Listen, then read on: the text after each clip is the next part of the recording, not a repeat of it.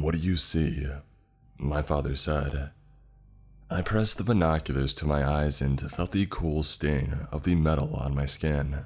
About 20 feet away from us, a tree Zhao was drinking from a pool, its pale neck curved and its legs emerging like marble stilts from the crystal waters. Strings of luminous moss hung from its antlers and dangled down into the pool, causing a series of small ripples to emanate outward from where it stood. If I squinted, I could just about make out the school of blueco-fish pecking the rose-purple algae from its submerged hooves.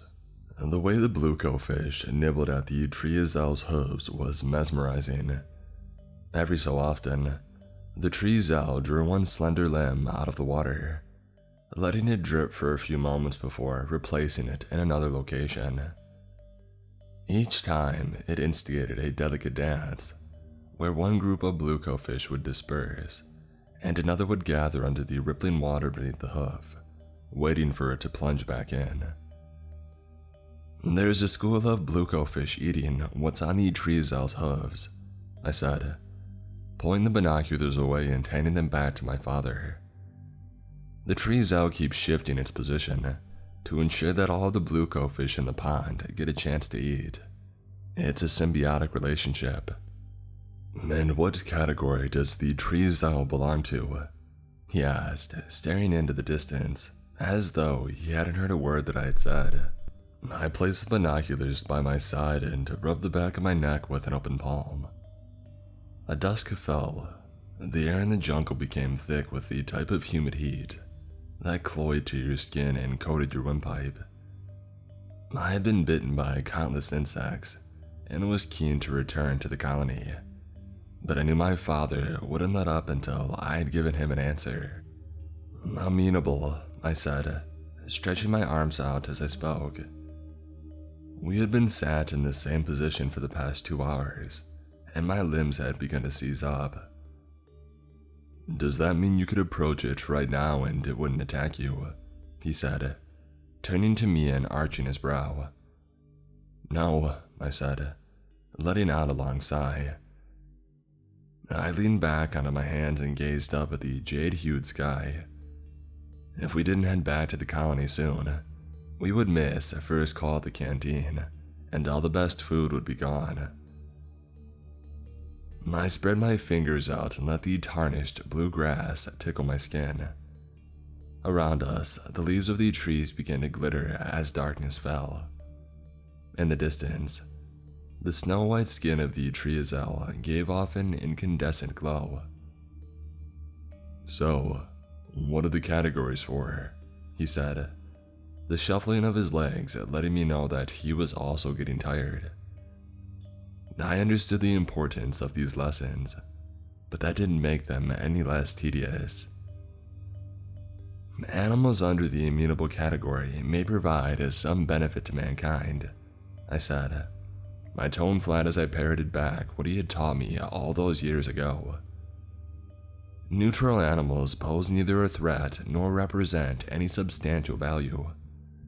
Hostile means that the animal poses a significant threat to the colony and to the existence of mankind at large."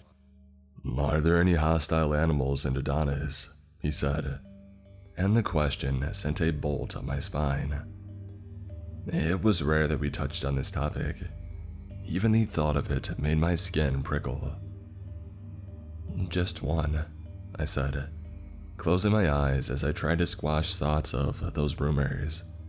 How it would come crashing through the undergrowth to find you. How it reared up and billowed out like a dark cloud. How it would envelop you and dissolve your flesh until you were nothing more than a pile of unctuous bones. The parapod. We sat there for a few moments longer, letting that word hang in the air between us. Back at the colony, its utterance was a taboo thing, one that would bring on shifty looks and uncomfortable silences. As the head biologist, my father had a vested interest in unraveling the mystery behind this beast, but he too avoided delving into any depth on the subject with me. I may be his appearance, but I was his daughter first, It'll be dark soon, he said, wrenching his body up off the ground with a groan and swatting away the debris that clung to the rough fabric of his pants. Let's head back. As we trod that well-worn path back to the colony, we were greeted by a myriad of colors. At night, the jungle came to life. In that twilight, sparkling pinks and shimmering bronzes guided us through the darkness. Powtow fruit hung down around us like orbs, their muted, gray-green skins lighting up as dusk descended on the landscape. If you looked down, you might catch a wimpler, slick with mud, slithering along the ground, or a hose rat poking its needle-thin nose out from the underbrush. By the time that we had arrived back, the canteen was emptying out. We were able to gather up the last few scraps before grabbing a table near to the back window. To save on electricity, the colony capitalized on the bioluminescence of the local flora and fauna, so shared spaces like the canteen had walls made from reinforced glass. Sat in the haze of that night color, my father's face was awash with the burnished reds and sea salt blues of the surrounding forest as he began shoveling spoon after spoon of mashed entabean into his gaping maw. "Do you know why I push you so hard?" he said, pausing to take a sip of water. "Because the jungle is a cold and unfeeling place," I said with a shrug, gazing at the twinkling landscape that lay just outside of the window. "It'll swallow you up if you aren't prepared." "Because one day, I won't be around anymore," he said with an abruptness that caught me off guard. Taking his spoon up in his hand, he pointed it towards me.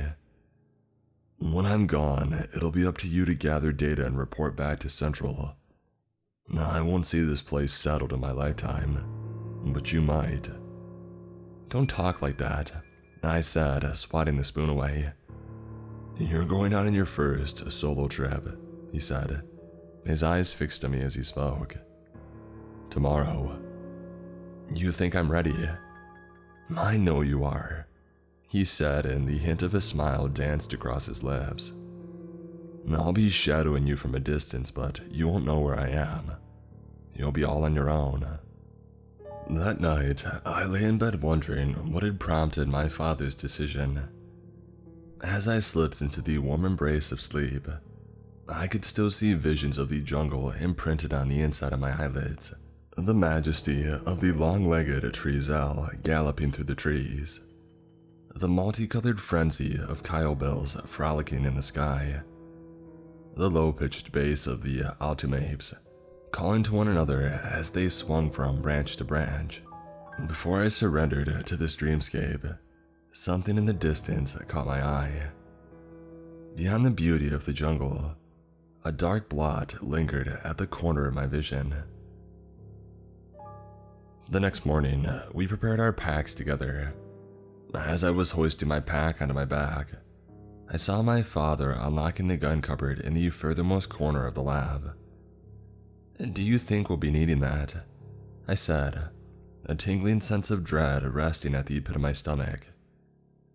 "It's just a precaution," he said, lifting one of the rifles out of the cupboard and looping the strap over his shoulder. Before I had a chance to probe my father any further, he brushed past me and strode out of these sliding glass doors. Shielding my eyes from the morning sun, I trudged after him until we reached the dirt path that signaled we were leaving the safety of the colony. "This is where we part ways," he said, swinging around to face me. "If it all goes according to plan, meet me back here in time for dinner." He motioned towards the path ahead of me, and without another word, I headed off into the wilderness. The further in I went, the more I became aware of my surroundings. The crunch of dried-out twigs under my boots, the whisper of the wind through the trees, a symphony of odors tickling my nostrils, some pleasant and some so repugnant that they left you enraptured by their repulsiveness. Hours passed by in this sensory bliss, until soon I caught wind of a sound that shunted me from my euphoria. A low-pitched rumble that caused these stones in the path ahead to shift and shudder from the vibration. It was the bellowing of a businet. My father and I had only observed this beast a handful of times, so this was an opportunity not to be missed. Clutching the straps of my pack tight, I veered off the path and rushed towards the direction of the call. Spines of the undide bush scraped at my skin, and low-hanging vines whipped against my face as I crashed through that tangled mass of vegetation. As I got closer to the source of the sound, I slowed my pace and crouched low to the ground. Peeking over the vermilion leaves of an undide bush, I caught sight of the businet standing in a clearing. Its body, blanketed in a thick hide, was speckled with lime-green dots. With each cacophonous roar, the ridges of its skin shifted, which in turn made these spots ripple and shimmer, like tiny eyes flickering in the half-light. And keeping my eyes fixated on the creature, I slipped my backpack off my shoulder and fumbled with my free hand to undo the zip. I wanted to retrieve my camera, but I was seized by an anxious desire to keep watching, on the off chance that I might miss some new behavior if I turned away even for a moment. This sense of nervous delight was so all-consuming that I never stopped to consider what the businet might be roaring at. Just as I had managed to get a firm grasp on my camera, I caught sight of movement at the corner of the clearing. What I had once thought was a strip of blackened bark on the trunk of a nearby Pharaxis fern began peeling away. Its edges undulated as it twisted around and slithered onto the ground below.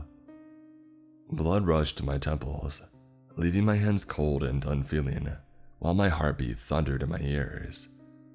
The businet turned to run, but the creature unfurled its paper-thin body and flew onto the businet's back like a bolt of black silk wafting on the wind.